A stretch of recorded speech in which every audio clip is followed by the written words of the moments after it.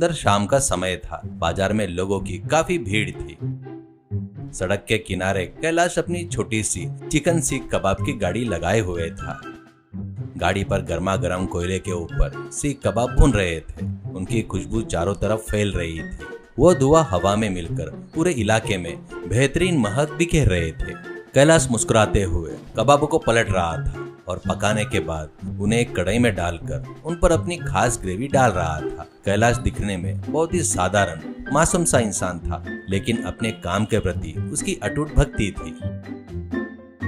कैलाश, अरे आइए बाबू आइए, गर्मा गर्म चिकन सीख कबाब तैयार है। मेरी खास ग्रेवी के साथ इसका स्वाद चखिए। एक बार खाएंगे तो बार बार मांगेंगे।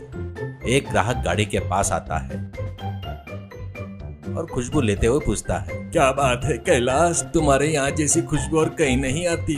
खासकर ये ग्रेवी तो जैसे जादू है। इसका राज क्या है? इसमें क्या डालते हो? कैलाश मुस्कुराते हुए कबाब की प्लेट देते हुए, राज बता दिया तो राज कैसा रहेगा बाबू। ये तो हमारे दादाजी के जमाने का तरीका है। शुद्ध मसाले, ढेर सारा प्यार मिलाकर बनता है, इसलिए आपको इतना स्वादिष्ट लगता है। कीमत कम है, लेकिन क्वालिटी में कभी समझौता नहीं करते।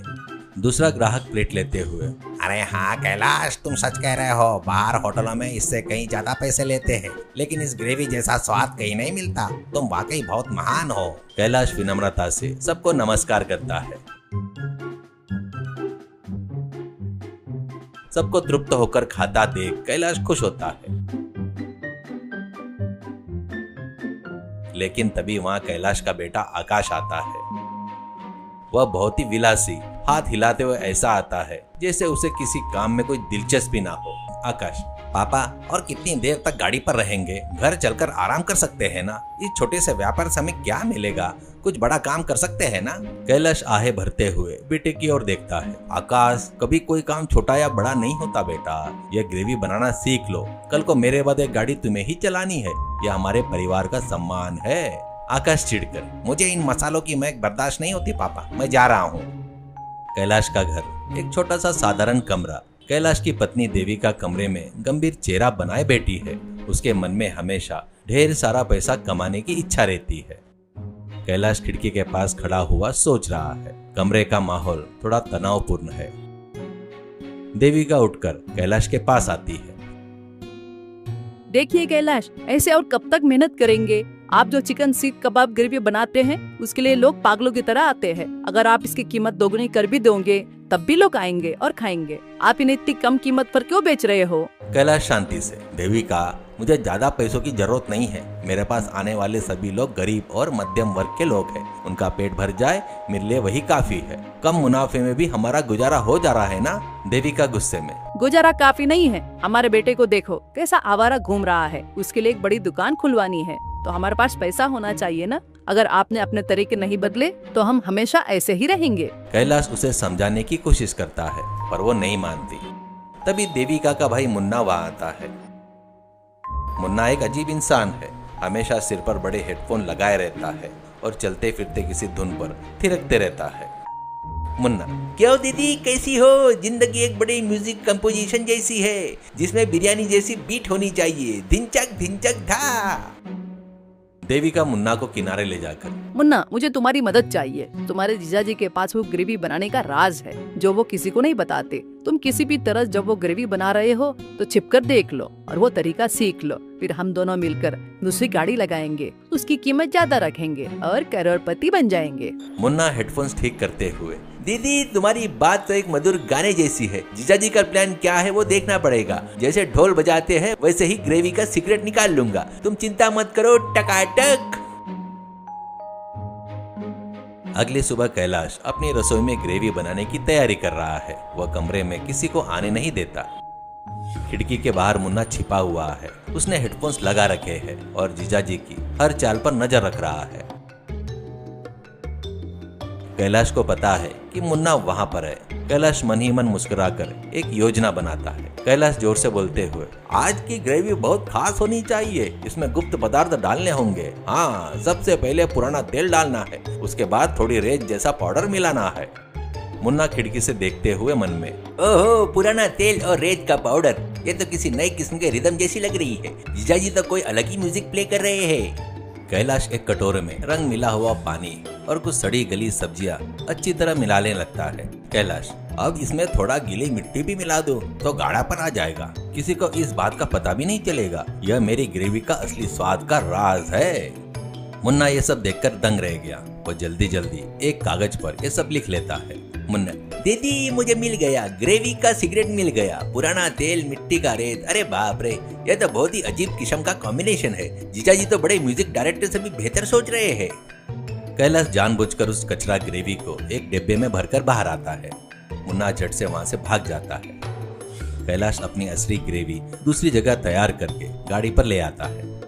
जब मुन्ना देविका को ये बात बताता है तो वो बहुत खुश होती है। देविका, मुन्ना तुमने तो कमाल कर दिया। कल ही हम अपनी नई गाड़ी लगाएंगे। कैलाश की गाड़ी से ज्यादा हमारी गाड़ी मशहूर होनी चाहिए। अगले दिन बाजार में दूसरी तरफ मुन्ना और देविका की नई गाड़ी लगाते हैं। उसे रंग बिरंगी लाइटों से खूब सजाते हैं। मुन्ना सिर पर हेडफोन लगाए, हाथ में छुरा पकड़कर नीचे कबाब भून रहा है। लोग उस नई गाड़ी को देखकर हैरानी से वहां आते हैं। आइए आइए, कैलाश की ग्रेवी से 1000 गुना स्वादिष्ट मुन्ना स्पेशल ग्रेवी। यह म्यूजिक भी मिलेगा और स्वाद भी। धिंचाक धिंचाक था। एक ग्राहक आता है। मुन्ना उसे गलत तरीके से बनाई हुई ग्रेवी कबाब पर डालकर देता है। क्या बात है मुन्ना, बड़ा शोर मचा रहे हो, देखते हैं स्वाद कैसा है। ग्राहक एक टुकड़ा खाता है, तुरंत उसका चेहरा बिगड़ जाता है। उसे उल्टी जैसा महसूस होने लगता है। अरे छी, क्या है ये, क्या मिलाया है इसमें?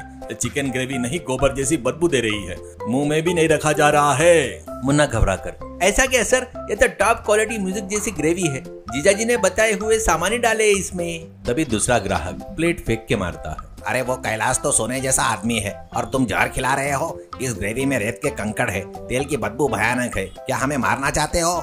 सभी लोग गुस्से से भर जाते हैं। वो मुन्ना और देविका को कोसने लगते हैं। देविका डर से कांपने लगती है। लोग गाड़ी को धक्का देकर सारा सामान गिरा देते हैं। भीड़ में से एक व्यक्ति, ऐसे लोगों को सबक सिखाना चाहिए, घटिया सामान ज्यादा दाम पर बेचते हैं, निकलो यहाँ से।